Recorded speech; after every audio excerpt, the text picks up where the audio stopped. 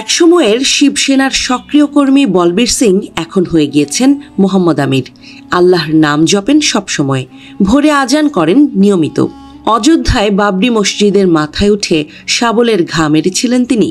তারপর জীবনে বয়ে যায় নানা ঝড়, বদলায় মত, বদলায় পথ।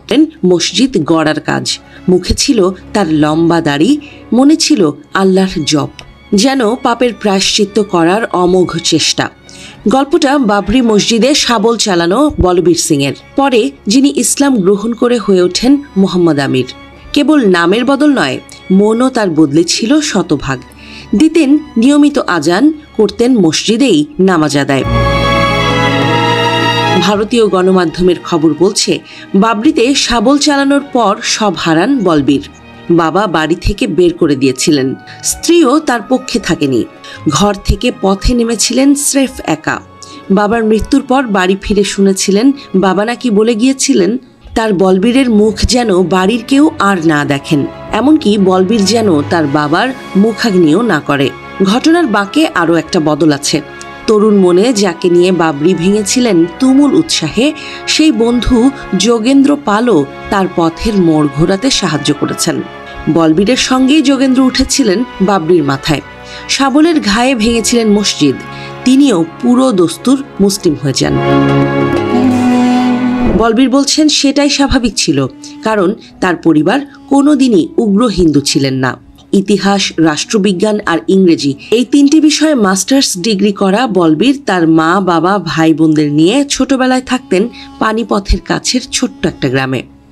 10 বছর বয়সে তিনি ও তার ভাইদের পড়াশোনার জন্য বাবা দৌলতরাম নিয়ে যান পানিপথে।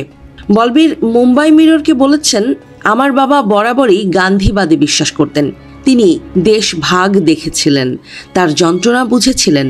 তাই আমাদের আশেপাশে যে মুসলিমরা থাকতেন উনি তাদের আগলে রাখতেন সবসময়। কিন্তু পানিপথের পরিবেশটা ছিল অন্যরকম। হরিয়ানার প্রত্যন্ত গ্রাম থেকে আসা লোকজনরা তেমন মর্যাদা পেতেন না পানিপথে। ফলে একটা গভীর দুঃখবোধ সবসময় তাড়িয়ে নিয়ে বেড়াতো বলবীরকে। সেই পানিপথেই একেবারে অচেনা অজানা RSS এর একটি শাখার কর্মীরা বলবীরকে দেখা হলেই আপনি বলে সম্বোধন করতেন। বলবীর বলছেন, সেটাই আমার খুব ভালো লেগেছিল।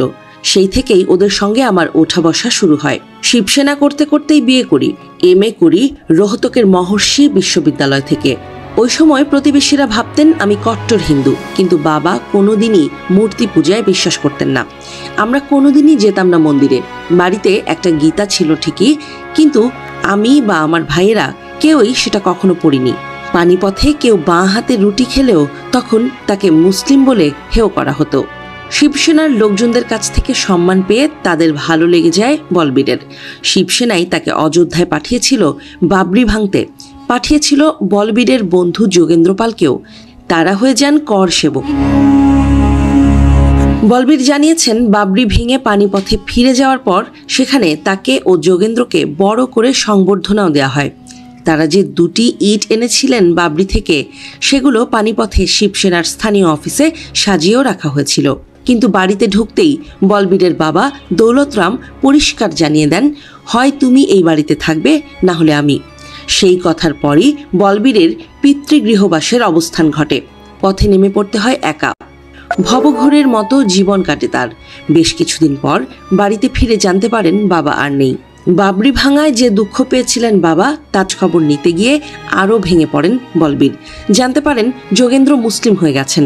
যোগেন্দ্রই তখন বলবীরকে বলেছিলেন, বাবরি ভাঙার পর থেকেই তার মাথা বিগড়ে যায়। মনে হয়েছিল পাপ করেছিলেন বলেই সেটা হয়েছে। প্রায়শ্চিত্ত করতে তাই মুসলিম হয়ে যান যোগেন্দ্র। এরপরেই আর দেরি করেননি বলবীর। মাওলানা কালিম সিদ্দিকীর কাছে মুসলিম ধর্মের দীক্ষা নেন, ধারণ করেন মোহাম্মদ আমির নাম। এরপর মসজিদ গড়ার কাজে নেমে পড়েন বাবরি ভেঙে সর্বহারা হয়ে পড়া বলবীর। ব্রত করেন অন্তত 100 খানেক মসজিদ তিনি মেরামত করবেন। কাজে নেমে পড়েন তিনি। ভাঙায় যে পাপের বোঝা কাঁধে চাপে, বলবীর সংস্কারে সেই বোঝা কমাতে খুঁজতে থাকেন ভাঙা চোরা জীর্ণ শীর্ণ মসজিদগুলো। চলে তার মেরামত কাজ।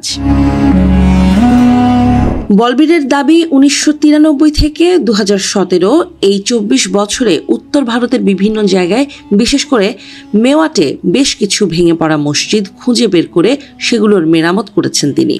উত্তরপ্রদেশের হাথরাসের কাছে মেন্ডুর মসজিদও নাকি মেরামত করেছেন বলবীরই। টাইমস অফ ইন্ডিয়ার খবর মতে 2021 সালের জুলাই মাসে পরপারে পাড়ি জমান বলবীর। মৃত্যুর আগ পর্যন্ত তিনি প্রায় 100 মসজিদ মেরামত করে গেছেন।